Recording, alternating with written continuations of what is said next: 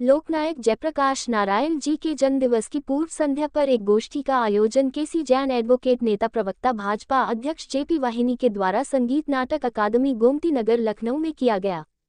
कार्यक्रम में मुख्य अतिथि के रूप में माननीय उप मुख्यमंत्री ब्रिजेश पाठक मौजूद रहे व कार्यक्रम में विशिष्ट अतिथि में आज लोकनायक जयप्रकाश देना चाहेंगे। सर पहले तो परिचय दीजिए। देखिए, ये जेपी वाहिनी के द्वारा पिछले 15 वर्षों से जयप्रकाश नारायण जी के जन्मदिवस पर गोष्ठी का आयोजन लगातार किया जा रहा है और जयप्रकाश नारायण जी की गोष्ठी का सबसे बड़ा उद्देश्य यही है कि जयप्रकाश जी के जो विचार हैं वो जन जन तक पहुँचे, खास करके युवा उनसे प्रेरणा लें। जयप्रकाश जी के जो विचार थे कि सत्ता के करीब रह करके भी वो सत्ता लोलुप नहीं थे। आजकल अगर कोई एक बार सभासद भी बन जाता है वो कुर्सी नहीं छोड़ना चाहता, लेकिन जयप्रकाश नारायण जी को कई बार प्रधानमंत्री बनने का मौका मिला, लेकिन उन्होंने उस कुर्सी को ठुकरा दिया।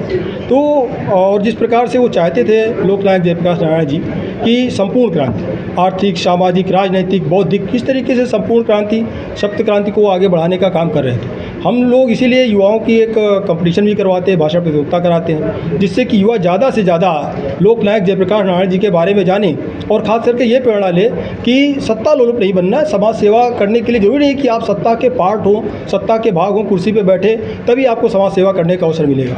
तो उन्हीं चीज़ों को हम लोग आगे बढ़ाने का काम कर रहे हैं। हमारे बीच में आदरणीय सर्वेश जी हैं, माननीय, लोलुप नहीं रहे, कभी सत्ता के भागी नहीं रहे, लेकिन काम इतना करते हैं कि जिस प्रकार सरकारें काम करती हैं उससे ज़्यादा कहीं काम करने का आगे काम कर रहे हैं। तो उन्हीं विचारों को हम लोग आगे बढ़ाने का सर आज इसमें चाहेंगे। सबसे बड़ी चीज़ यही है कि हमारी जो आज की गोष्ठी है कि लोकनायक जयप्रकाश नारायण जी की संपूर्ण क्रांति और भारत देश की संवैधानिक व्यवस्था।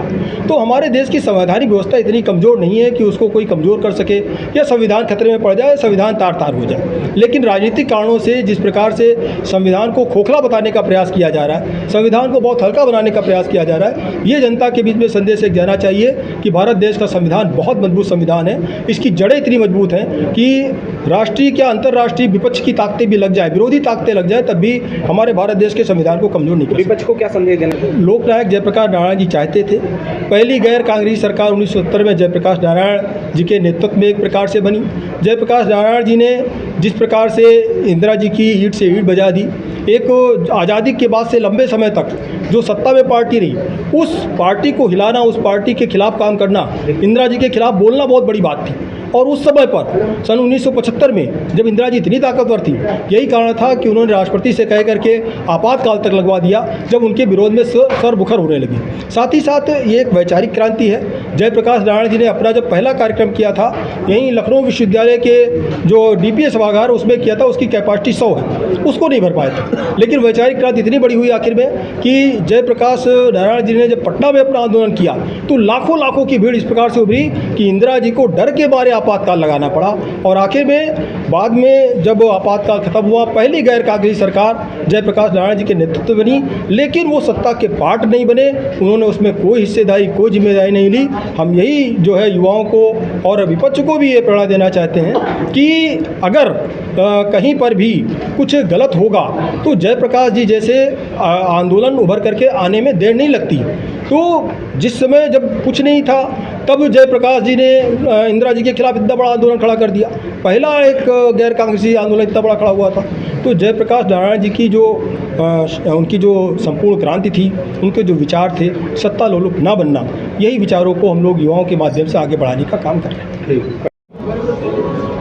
जयप्रकाश नारायण जी का आज जन्म दिवस पूरे देश में मनाया जा रहा है।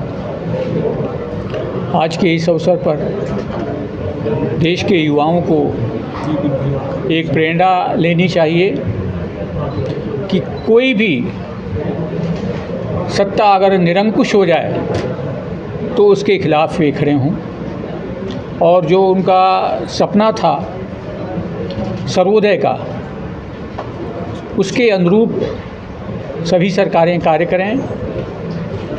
जो वंचित हैं, गरीब हैं, दलित हैं, उनका समग्र विकास हो, जैसा कि हमारी सरकार कर रही है। सबका विकास, सबका विश्वास और विभिन्न योजनाओं के माध्यम से हमारे प्रधानमंत्री नरेंद्र मोदी जी इस देश को एक ऊंचाइयों तक ले जा रहे हैं और माननीय जयप्रकाश नारायण के सपनों को पूरा कर रहे हैं।